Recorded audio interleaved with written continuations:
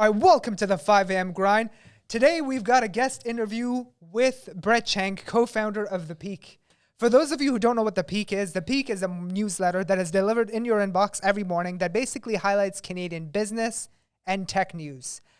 This interview with Brett was probably one of my favorites just because Brett is a pretty young entrepreneur. Yeah. He started a number of businesses. Some of them have worked out. Some of them didn't have so much success.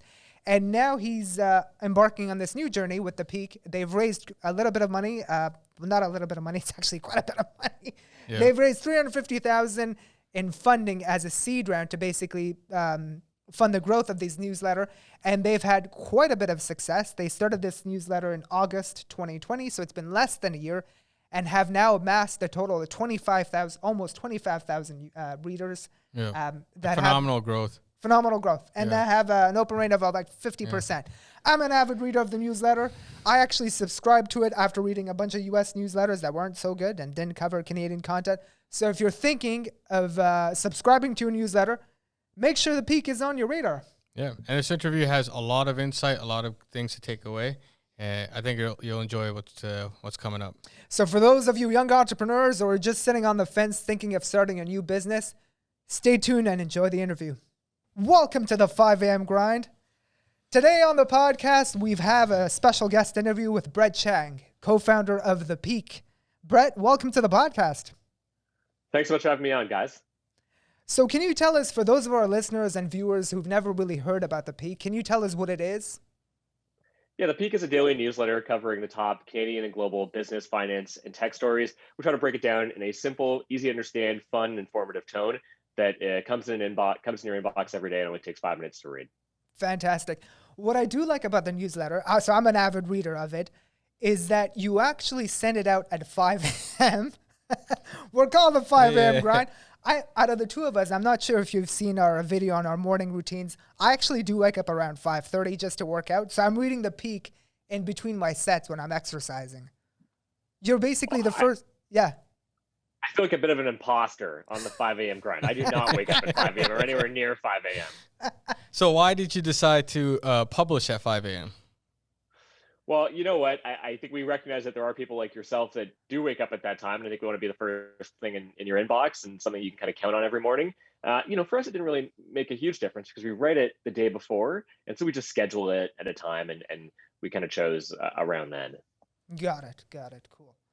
All right, perfect. So today, Brett, we'll cover some questions about your background and career, just going into the details as to how about you sort of went about launching ThePeak. And then we'll also cover some questions about just success habits and stuff like that. We're all about self-development on the podcast. We're trying to humanize the journey of people's careers, people's entrepreneurial journey, their successes, etc., just to make sure that our listeners and viewers can sort of get some inspiration and just some good content. So if I was to sort of go back right from the beginning, when you started your career, when did you sort of become interested in entrepreneurship? Was it something you were always interested in as a kid? Was it something in university? Did it come after? Where did that journey begin? I didn't have much interest in entrepreneurship throughout most of my education, at least. I never thought that was going to be my path. I was always on the kind of track of going to law school or working in politics, which is kind of where I was most engaged in growing up. The one thing I would say is that while I was in politics, there was a point where I realized that a lot of the skills that I picked up there were very applicable to what I was doing in entrepreneurship. So, launching a local campaign, going out there and recruiting volunteers and raising money and finding a candidate and doing all of that is not dissimilar from the process of starting a business. And so, eventually I wanted to kind of merge the two. And so that kind of took me into, upon graduation, I didn't actually have a path ahead of me. All of my friends were going to grad school, and I was trying to figure things out. So, I knew I wanted to get into tech because I saw that there was, to be honest with you, a lot of money in tech at the time.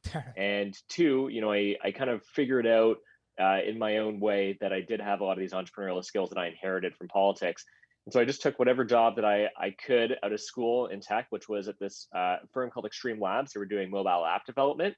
And from there, I did that for a year. And then I kind of started my first thing, which was this digital public affairs agency called Adrenaline, which kind of merged both my political kind of background with my interest in tech and entrepreneurship.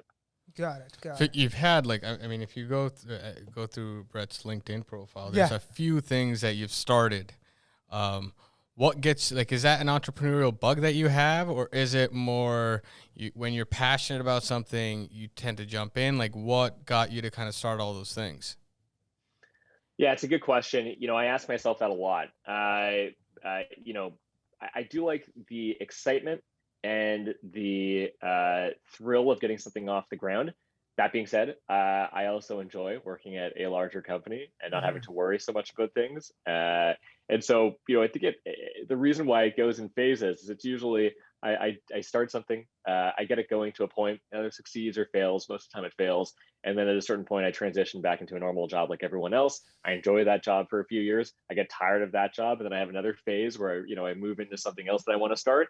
I think at this point, the primary motivator for me is that I enjoy the flexibility of working for myself, and so that's probably the number one motivator is the lifestyle of it. But Mhm. yeah, I think at its core, I find it exciting to start things, and I like coming up with ideas and executing on them, and so that's probably the number one driver. Fantastic. So you went into poli-sci in university. Did you want to become a politician or a lawyer? Was that the ambition? Yeah, doing poli sci in university was just something that I was interested in. I was Okay. interested in politics for a long time. I was volunteering like a total nerd in politics when I was in high school, and then I continued on that path throughout university. The challenge with that discipline is that there's not a lot of opportunities available to you. You can kind of become a political staffer and you can work in politics, and that was something that I was pretty involved with, and that's what most of my internships were in. The other path is that you can go to law school, or you can become a teacher, or you can go down one of those disciplines. And I didn't want to do any of them. And so I had to kind of chart my own path. And I discovered that as I went. So I kind of had that breakthrough that I wanted to get into tech. And then, I took it from there. The one big kind of takeaway I had from all of that is that I developed a bias for action, which is I did things because I ultimately learned that by doing things, other things happen. And it sounds pretty simple, but by taking that job at Extreme Labs, I got more interested in tech and I understood tech better. And ultimately that ended up me starting my own thing. And then by starting my own thing, even though it failed, I got a job. And so it all kind of worked out in the end. So, you know what? One thing I really do appreciate about this conversation that we're having is that a lot of times when you're talking with like startup owners and co-founders, a lot of it is I knew what I was doing, Yeah. and like this is how it was. When it's never the case, it is never the case. I think talking from personal experience, I can say I can relate to you in that you start something, right? And then you can't, like, you learn a lot, even if it fails. And then you take that to another experience and then you keep building upon it. So my then question to you is when you have those dark times where you're like, all right, this is not going to succeed, right? What first gets you to say, okay, I'm gonna stop this, right? I realize it's come to an end. What gets you there? And then in your next endeavor, when you start, what prevents you from taking that last bit of, I guess it leaves a bad taste sometimes, right, in your mouth? What gets you to kind of ignore that and still embark on that next journey? Well, there's a bit of recency bias here, but I can just talk about my latest Yeah. experience, which is it was more survival than anything. So, what happened is we were running a different venture at the start of the pandemic. It was just kind of closing up. And at that point, I was nervous about the future. It felt like very different times then than it does now. And, there is, again, an option for me. The option was to go find a job or to go keep doing something by myself. And the lifestyle that I was living, doing something by myself, I strongly preferred to having a job. Although there were lots of perks to having a job as well. Like I like Mhm. being around people and making friends with my colleagues. And I worked at Uber for a few years and had a great time. But I really did want to continue to go down this entrepreneurial path. And so out of necessity, I had to come up with something.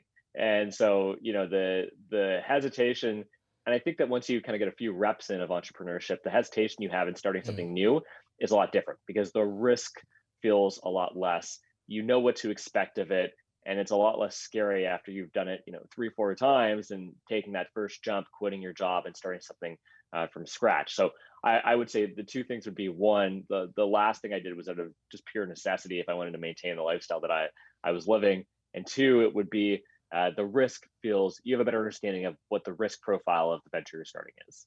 Fantastic. So I wanted to dig into your career a bit more. So you did politics when you graduated out of university, and then you switched into tech. Is that right? You went to Extreme Labs? Well, I hated politics. Okay. I was working, and I was doing digital there, which was basically advertising for the politicians for campaigns. And, I just didn't like it. It was boring, it wasn't very satisfying.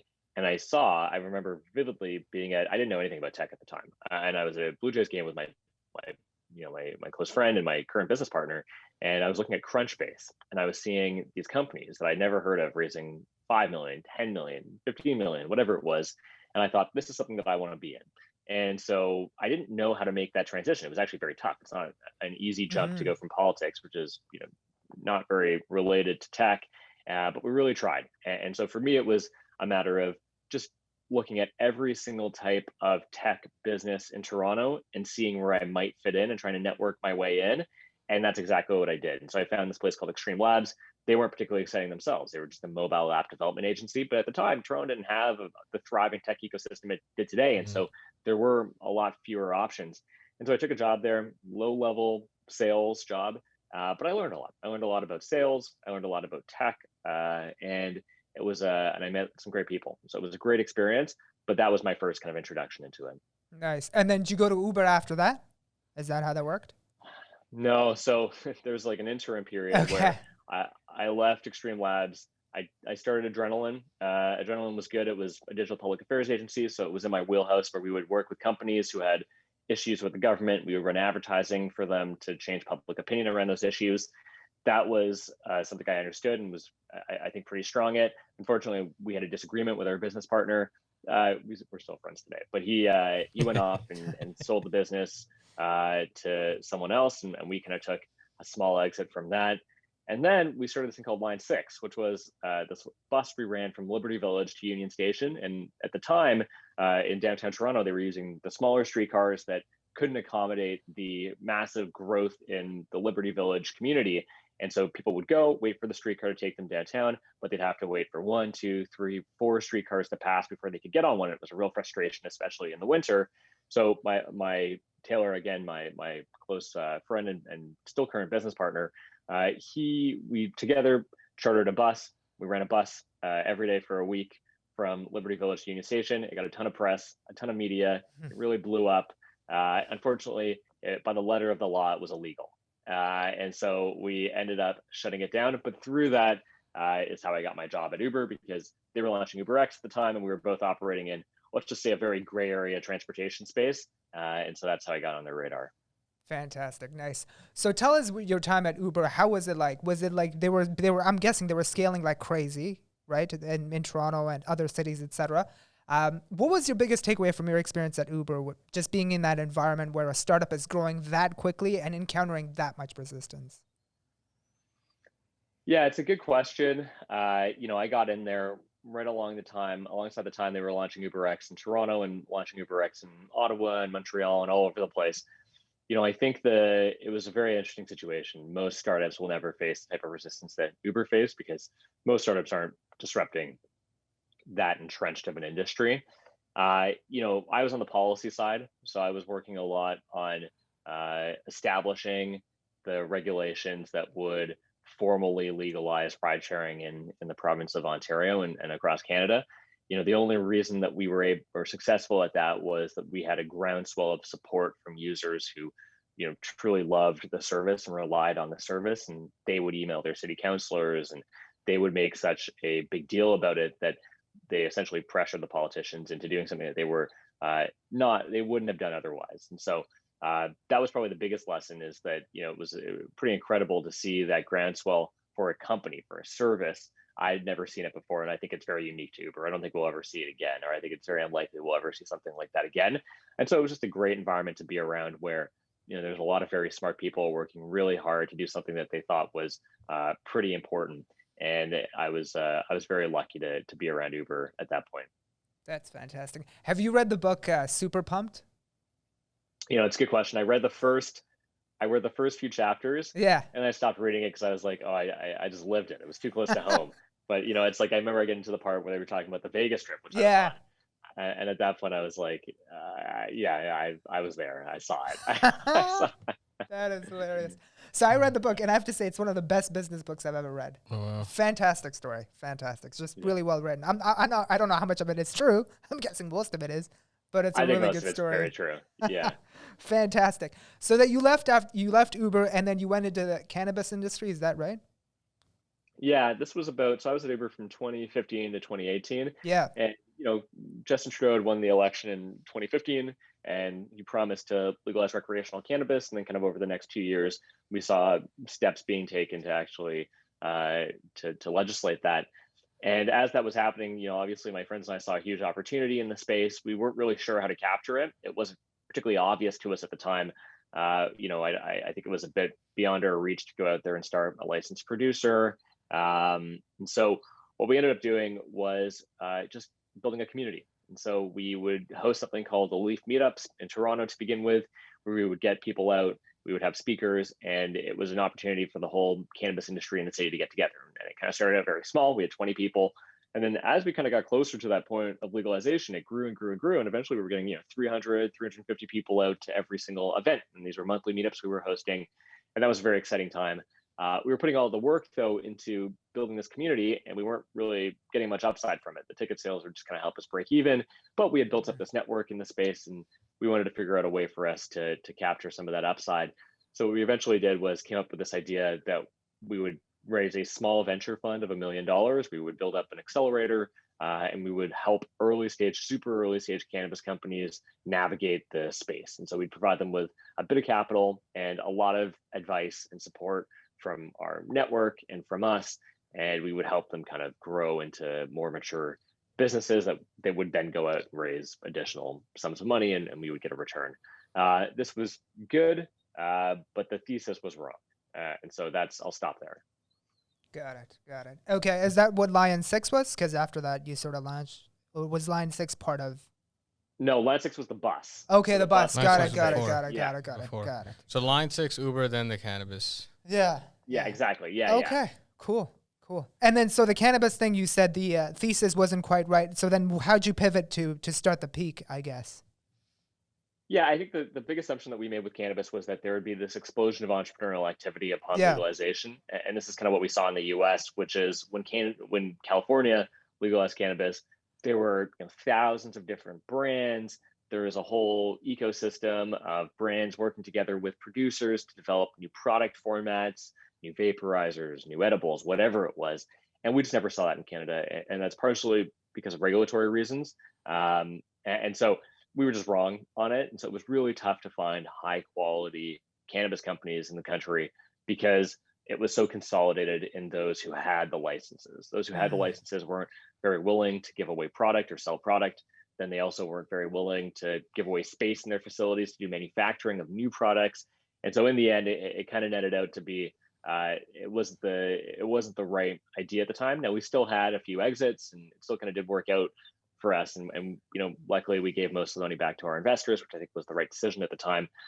But come the summer, we were in a position where we were kind of closing down the fund, and we were trying to figure out what to do next. And we were in this phase where we were just trying out a bunch of ideas. Again, I think myself, Alex, and Taylor, my two co-founders, and we all wanted to maintain the lifestyle that we were living before, which is not having a boss and being fairly flexible in our schedules.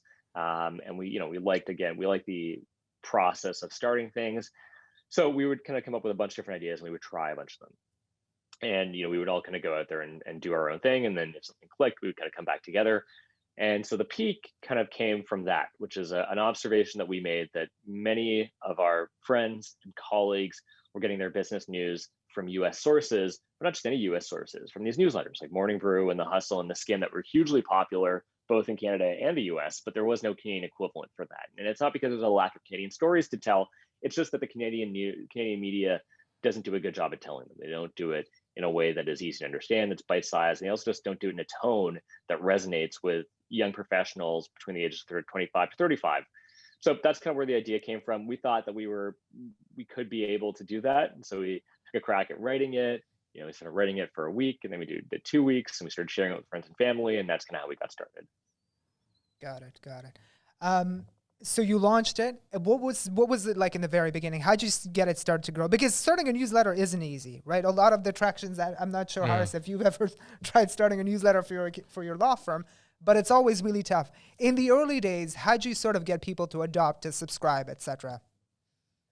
Yeah, the first thing any newsletter publisher should do is they Yeah. should email every single person they know or have ever interacted with and say, "Hey, this is what I'm doing. Would love your support if you subscribe." And hopefully you'll get a few hundred subscribers just off of that.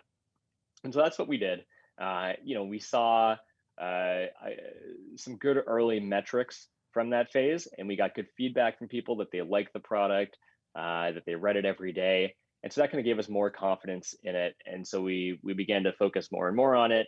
And then at the outset of doing this, we had a couple of assumptions that we were making that we wanted to validate. So that was, could we get people to read it? Would people consistently read it? Could we sell ads? Would advertisers be interested? Mm-hmm. And then could we acquire users through alternative channels in our network alone? And so, we kind of just went through that list and tried to validate each one of those. And so we sold a few ads for a very small amount, but that was kind of validation that there was interest in the audience. We put some paid ads behind it to see how much we could acquire new users for. We kind of figured that out a bit. So that gave us more confidence in it. And eventually we just said, let's just focus full time on the Peak. And that's kind of how it came to be. Fantastic. You launched it during the pandemic, right? That's when the Peak started in August or 2020 or something like that. What was that like, launching a company during the pandemic? The Peak would only have been possible for us to launch during the pandemic. The real challenge was it's a lot of time to write the newsletter, and we've never missed a day, and we've also never had to pass a day off to one another. So, if it's my turn to write the newsletter, I wrote the newsletter. If it's Taylor's turn to write the newsletter, he wrote the newsletter. If it's Alex's turn, he wrote the newsletter. And the only reason for that is because we had nothing else to do. In a normal world where we're going out to get drinks and dinners with friends, and we've got birthday parties, and you've got all this stuff, it's a lot tougher to write a daily newsletter, especially at the length that we go for, without missing a few days or without having to pass it off to people, which I think in turn causes its own problems. So the pandemic was truly a blessing for the Peak, and it wouldn't have been possible to start it without it, just for the time alone. So are there 3 writers for the Peak? So you're writing every third day. That's how it got started. So it got started with us writing every third day. And then it became where one person was responsible for the lead story, which is normally a bit longer. And then the other 2 members of the team would do 2 stories each, and that would come up to 5 stories. And then the person who did the lead story would do the rest of the sections. But recently we've hired a writer, Vindia. She's great and does a really good job. And so she's taken a lot of the writing off our plate, which is very helpful. So how many words are you pushing out with every newsletter?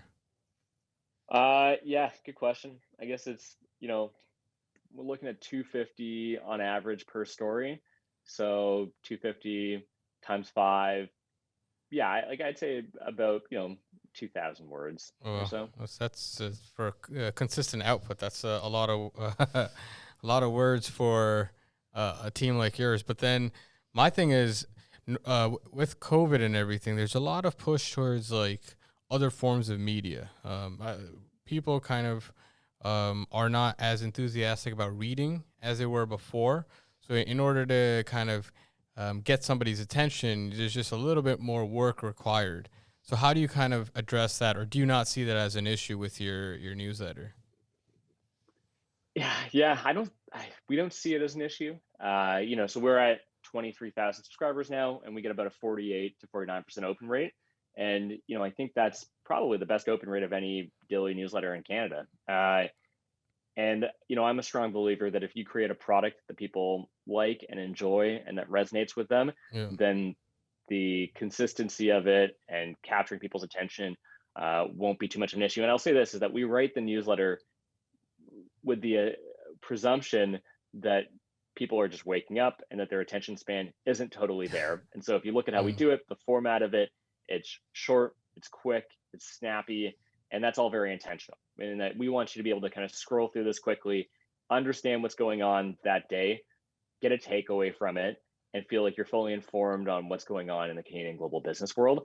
And so that's how we designed it from the outset. And again, this is not new or innovative. This is heavily inspired by our US contemporaries, but we just took it to Canada, made more of a Canadian focus on it, and people seem to like it. And so I think if you're writing a book, it might be a bit more challenging to capture people's attention, but I think in our quick email format, it's not too much of an issue.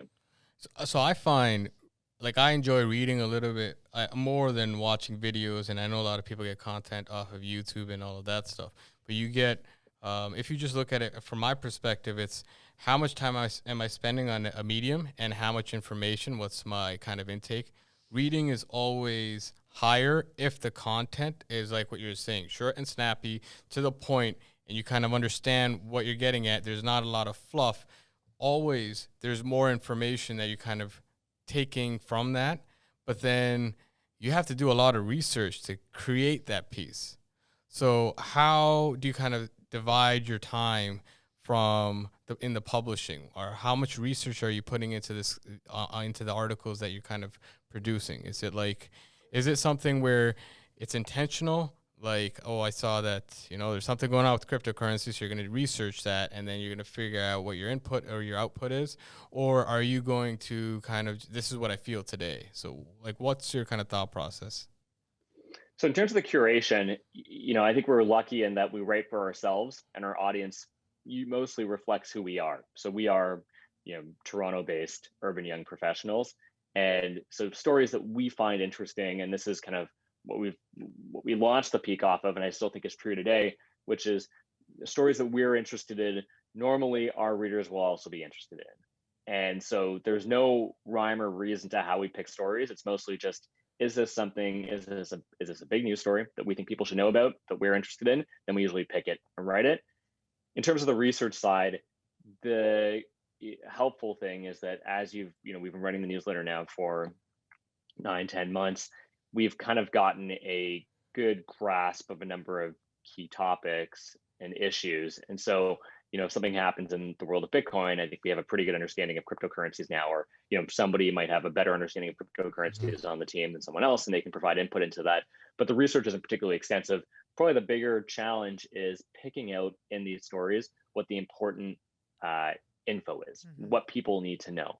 And again, that is very much more of an art than a science. That is usually, and there's a format that's in my head, which is, top line, what's going on, break that down a bit more into a bullet point format. And then you have kind of a, why does this matter type section.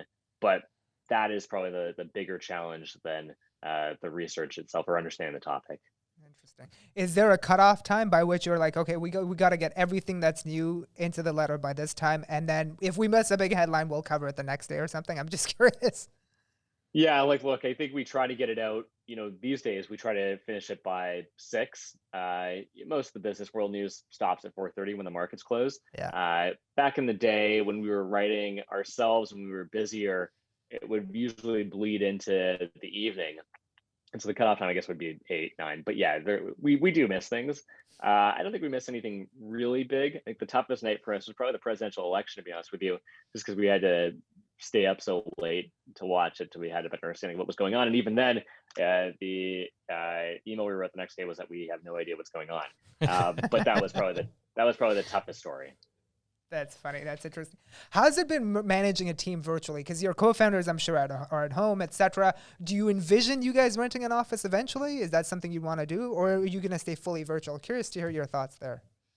Well, I'm very lucky in that, for most of the year, I was just working with Taylor and Alex, who are 2 of my closest friends. And we've done a bunch of things together. And we also live within a 10-block radius of each other. So that's not too bad. We go to coffees on Thursdays.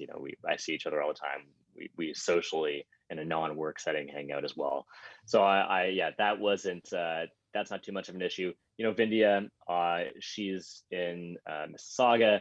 And that's been an interesting experience. I think with that, it's just over communicating. That's probably the only advice I would give to anybody who's managing a remote team, which is, when she started, I did a check-in every morning and every afternoon with her. So I start of the day, end of the day, and I would do that every single day just to make sure that she feels like, we're there for her, that we can build a relationship with her. That was very, very important. Now, actually, we've gotten to the point now where I've scrapped the afternoon check-ins, but I still do the morning check-ins because I just think it's important. I think it's very easy when you're remote that somebody falls into a black hole where they don't feel like they're important or acknowledged or that they're part of the team. And that's what I want to avoid. And so I think over communicating is really important. And it's just been nice to, it's not like we have something to talk about every day. Sometimes we just go on and I say, what are you doing on the weekend? And it's just nice to better understand who they are as a person, get to know them, and build that relationship. So that's what it's been like managing a remote team. Will we get an office? Probably not. We might, but for different reasons. We might just because we have to ship all this stuff, these referral bonuses that we give out, and so that might be the main driver to get an office, but most likely not. All right, so now, Brett, we'll dive into some success habits questions. We've covered your background, your career, etc. So we just wanted to get a few tidbits for our viewers and listeners about just what drives you as an entrepreneur. You've clearly had quite a bit of success. You've tried things that haven't worked out. Just wanted to get your thoughts there. So you mentioned you don't really wake up early in the morning. What are some success habits that you usually try to implement during your day as just an entrepreneur? Well, first I'll lead off by saying that the success I've had is very limited, if you're even able to call it success. But and so perhaps my habits reflect that. I, look, the one thing I do consistently, and this is something I started when we started ThePeak, and I've continued since, is that every morning the first thing I do is I go on my iPad and I read through between 10 to 12 newsletters. And I do so really quickly, and I do it in an hour. So I make some coffee, I start, and then, by the end of the hour, I've gone through a bunch of them. And that's been just super helpful, even for ThePeak, just because it gives you an idea of what people are talking about, what the big topics of the day are.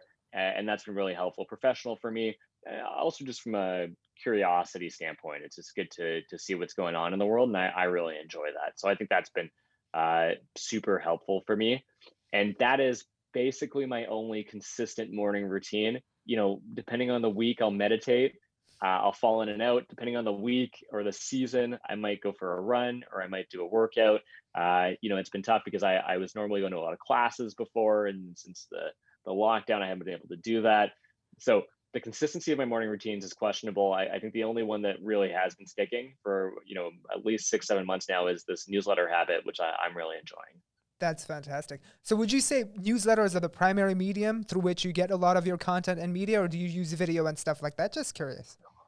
Yeah, well, if you look at my screen time Mm-hmm. on my phone, TikTok is by far and away the most used app on my phone. Unfortunately, I think I hit 11 hours last week on it. So Oh, wow. I guess technically I get most of my general content from video, but newsletters is probably where I get most of my news related or analysis content. And I love newsletters, and I would encourage people to follow a similar format. One, because it is beneficial to myself and my business, but two, because I think there's just a lot of great writing being done right now, and there's a lot of great publishers out there. And you can just go around the legacy media outlets. That's fantastic. So in terms of just planning that, at least for ThePeak, do you have any like yearly goals you're setting and then breaking down them into monthly goals, weekly goals, stuff like that? I just want to understand how you sort of plan out the entire year.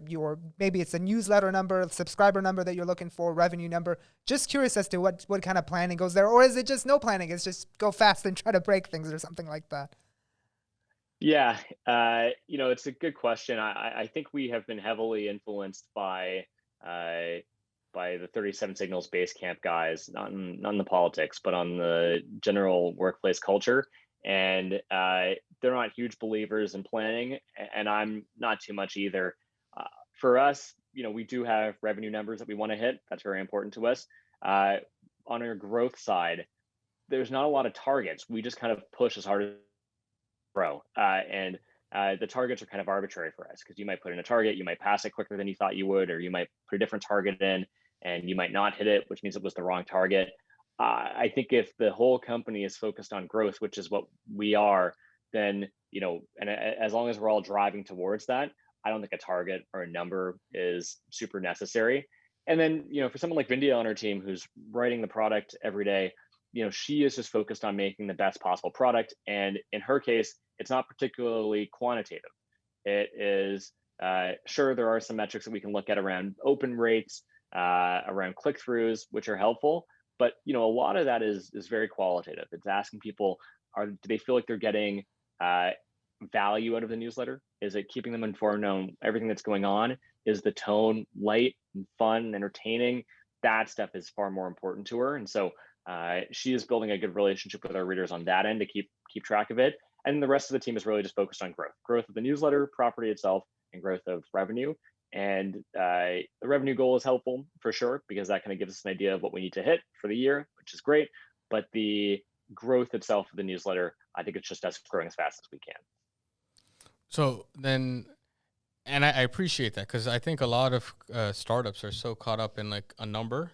And I'm not saying that's wrong, but that's not the only way to go about things. And I think my philosophy is closer to yours, where you're kind of 100% just motivated. You wake up every day and you're figuring out how are we going to grow this the most. But then the question that I'd have for you is, how do you know, because you're looking at it more from not a result or an output, but an input. So how do you kind of measure the fact that you're giving it all you've got and everybody else is giving it all they've got? And then how do you kind of create a framework for decisions, right? So if you, for example, want to grow a certain way, how do you know you're going to stop because it's not working out, or you're going to pivot somewhere else, or it is working out, so you need to put more resources in it? So how do you kind of make those decisions? What's kind of the framework around that? Yeah, it's a good question. And, at this stage of our company, it truly is a lot of trial and error. We've tried, let's say, 20 different growth tactics for the newsletter. And I think we've really only seen scalable success in 4 or 5 of them. And you've got kind of your paid channels, you've got different content that we've done. So, I think how we approach that, and it's a good question, is for each different tactic that we want to try, we'll develop the idea and we will set some numbers around what we'd like to hit through it. I'll give you an example. We might do a piece of content like our emerging leaders list, and we might hope to hit 1,000 new subscribers from that. Or we might do a giveaway with a few other newsletters, and we'll hope to hit 2,000-3,000 subscribers from that. This is what the goal is for us. We'll give it a shot. One person will be responsible for kind of executing on it, and then we'll circle back to see if it succeeded or not. If it succeeded, then we try to figure out how we can do more of that type of tactic. And if it failed, we just write it off and move on. And so that's, I think, a good framework for how to look at it. Have a number. And I think that's fine to have a number on specific tactics. You do want to measure those and how effective they are. Just like we measure, our paid spend and the quality of our subscribers. Like, we do have a number of metrics that we obviously track very closely, but the broad targets, I think, is what we shy away from. Fantastic. What's sort of because you've tried a number of things. You were in like cannabis, you did transportation, etc. What's the biggest advice you could give someone that is struggling to get started in an entrepreneurial journey, or just starting a business? They're questioning themselves, they have doubts and stuff like that. How do you push through that barrier? Because you've done it a few times, let's be honest, trying different things. Yeah, my biggest advice would be don't push. I've started a number of businesses now, and every business prior to this one has had some complexity to it. Unnecessary complexity. So, I'll give you an example. We tried to start a CBD company in the UK. Unnecessary complexity. The UK, because CBD is legal there and regulated, but I had to fly out there all the time, and I had to go to retailers and sell it to them, and we had to build a footprint from nothing, and we had no understanding of the market. Unnecessary complexity. If you have to push that hard, it's probably not worth it. We did line 6. Line 6 was illegal. We would run into issues with bylaw officers and the TTC complaining about it. You have to be a very, very special individual to be able to break through that. You have to be a Travis Kalanick level entrepreneur to do that. That is not common. That is very rare. I am not that. I could never do that. And so that was very challenging. Same thing with Leap Forward. We raised a venture capital fund. Well, that we made a bet on that, and we kept pushing on that bet, but eventually the bet just didn't work. It wasn't what we thought it would be. And I think what's important is recognizing when that difficulty becomes insurmountable and just walking away from it. Don't keep pushing. If it feels like you're pushing, and I think a good way to look at this, I heard someone else say this recently, which is if you could do anything in the world at any given point, is what you're doing right now what you would choose if you had all the options in the world? And if not, you should just move on. The great thing about ThePeak is that there wasn't a lot of pushing, and that's kind of know when you have product market fit, because one, we were able to get people to read, which was great, And two, we were able to sell ads, and we continue to be able to sell ads. And three, we make money, and that's a very important component. Which is, we likely will be profitable this quarter. We're making money. Everything's going well. I'm not saying it's easy, right? Like I think we're running into roadblocks on growth and trying to find new ways to bring new audiences in, and we're launching new products, and that's a kind of guessing game as to what people want, what people don't want.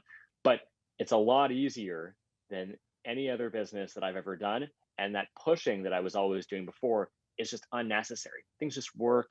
It's easy. It's fun. And that's what I would recommend. So the answer for your question is don't push through unless you're absolutely certain that you're onto something. Fantastic. No, I find that the biggest difference between naive entrepreneurs and entrepreneurs who have some kind of experience is the entrepreneurs with experience will always be able to differentiate like a good idea that's like amazing in theory versus something that could be executable. Because in theory, if like, oh my God, this is an amazing market here and everybody's just ready to give us their money. But again, like you said, there's so many roadblocks. You have to really sit back and see like, what do you have going for you, right? And then what's the next step you can take to kind of capitalize on that. So in that kind of same breath, how do you know, and I guess this is something because you've started a few businesses, and if you were talking to somebody who is starting their own business for the first time, how do you know that first step that you're trying to take to start a business is lucrative enough for you to actually take that challenge? Because I understand that you're saying that don't push, and I agree with that, because if you're kind of going too much, there's too much complexity, everything's going to kind of fall apart. But then you don't want too much simplicity either. Now, this is a very difficult question. It's more art or anything. I just want to know what like if I was to if for our listeners that are just starting, what's that sweet spot, do you think? Well, there are two types of businesses. When you're starting, there are the disruptive, complex businesses that have the huge return potential, because you might be disrupting a 20, 30, $100 billion industry, and you might be able to capture, 10% of that. And that's an incredible accomplishment. And that's like the Ubers of the world or whoever it is. And then there's businesses like us, which is tried and true. We are a media business. There have been many other media businesses before. We're a media business on different channels with a different audience, with a bit of a different structure.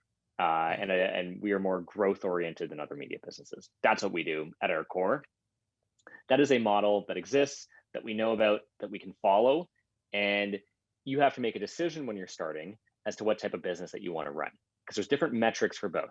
So if you're our type of business, profitability, you have to stay alive. You have to make money and cover payroll and keep growing. And we raised a bit of money, and that was I think wise for us at the time, but not a ton of money. We raised a couple $100,000, and that's kind of our path, and we know our path. The trajectory is pretty clear. As we grow, we can sell ads at a higher value, and that in turn generates more revenue, which means we can hire more people and do different things. It's a very linear type business. And I think 90% of businesses in the world are like this. Now, there's 10% of businesses in the world that are more complicated than that. And, these are the Ubers, these are the Airbnbs, these are, even like a really big SaaS, like a Salesforce, whatever it is, right? Like those businesses, that is a different model. And for that, you have different metrics. And so, you're not looking to make money or be profitable on day one per se, because you might be more focused on growth. And you might have access to capital from different sources. You'll be raising from venture capitalists who don't want you to be profitable this early on. They want you to focus on growth.